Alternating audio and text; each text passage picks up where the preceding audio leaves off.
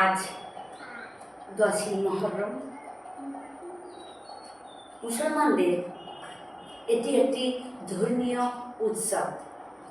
শুধু মুহররম নয়, ঈদ উল ফিতর, ঈদ উল আজহা, মুহররম, শবে বরাত এবং শবে কদর। এই যে মুহররম মাস, এই দিনে আমাদের হযরত মুহাম্মদ সাল্লাল্লাহু আলাইহি সাল্লামের দুই নাতি ছিল, হযরত হুসাইন এবং হাসান রাদিয়াল্লাহু তাআলা আনহা।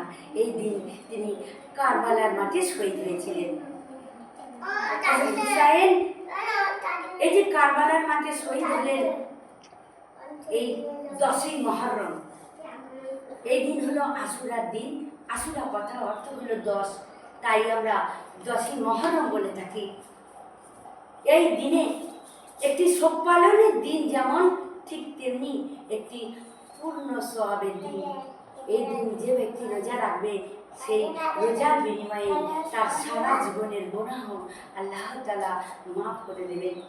এই দিন আল্লাহ তাআলা সৃষ্টি করেছেন পাহাড়, পর্বত, নদী, নালা, শুধু তাই নয়, চন্দ্র, সূর্য, নক্ষত্র এবং হযরত আদম আলাইহিস সালামকে এই দিন তিনি সৃষ্টি করেছেন।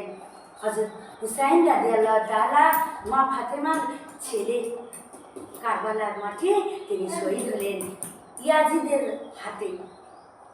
ইয়াজিদের সৈন্য সামন্ত ছিলেন 30,000, আর হুসাইনের সৈন্য সামন্ত ছিল 72 জন। এতগুলো সৈন্য সামন্তের কাছে কি পারে?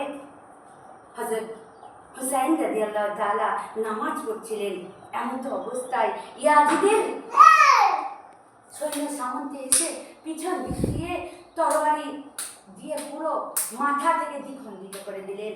ধরও আলাদা হয়ে গেল, মাথাও আলাদা হয়ে গেল। এবার নির্দেশ দিল যে হুসাইন রাদিয়াল্লাহু তাআলা আনহাকে বর্ষার তীরে ঘোরাও। তাই তাহার নির্দেশ মতো তাই করা হলো এবং বললেন, দেখো, আমার অনুমতি যে গ্রহণ করবে না, তাকে এই পরিণতি হবে, এই দশা হবে। তাই হযরত ইমাম হুসাইন রাদিয়াল্লাহু তাআলা আনহা বলছেন যে ইয়াজিদের হাতে আমি বয়ান দেব না, ইয়াজিদের হাতে আমি সমর্পণ করবো না, আমার মৃত্যু হয়ে হবে। তাই হলো সেই কারবালার দিন আর সেই 10ই মুহররমের দিন। কি করুণ ঘটনা! তারপর সেই মাথা মুবারককে কিছু কিছু রায়াতে আছে, কিছু কিছু বর্ণনায় আছে যে সেই মাথা মুবারককে নিয়ে আমাদের মক্কা শহরে তাহার মা মা ফাতেমা রাদিয়াল্লাহু তাআলা আনহার কাছে দাফন করা হয়েছে। আজ সেই আশুরার দিন, সেই পবিত্র দিন, মুহররমের দিন। আমরা জানি মুসলিম শরিয়াতের 12টি মাস, তার মধ্যে প্রথম মাস হলো মুহররম মাস।